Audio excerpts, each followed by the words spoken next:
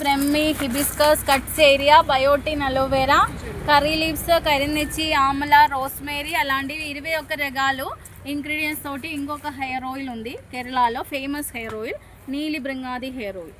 అది కేరళ వాళ్ళందరూ వాడేది ఎక్కువ బృంగరాజ్ ఆయిలే. అందుకే తెల్ల జుట్టు రానిది. ఇక్కడ ఎవరైనా చూడండి, ముసలి వాళ్ళకైనా నల్ల జుట్టే ఉండేది. సో డై అనేది చేయరు. వైట్ హెయిర్కి ప్రివెన్షన్ ఉంది, హెయిర్ రీగ్రోత్కి. మనకి జుట్టు బాగా రాలిపోతుంది, మన హెయిర్ పలసగా ఉంది, థిక్గా చేయాలి, డాండ్రఫ్ సమస్య పోవాలి, తలలో పేలు ఉంది పిల్లలకైనా వస్తుంది కదా, అవన్నీ పోవడానికి ఒక మెడిసినల్ హెయిర్ ఆయిల్.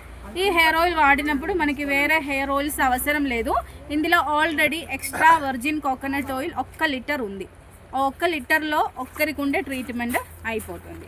తర్వాత ఏదైనా ఆయిల్ కంటిన్యూ చేస్తాం. ఎన్ని మంత్స్ వాడాలి? 1 లీటర్ అయిపోయేదా, అది మీ ఇష్టం. డైలీ టైం ఉండే డైలీ వాడచ్చు, వారానికి 2 సార్లు 3 సార్లు. కానీ ఎలా అప్లై చేయాలి అంటే 5 ml ఆయిల్ తీసుకోవాలి ఒక్కసారికి.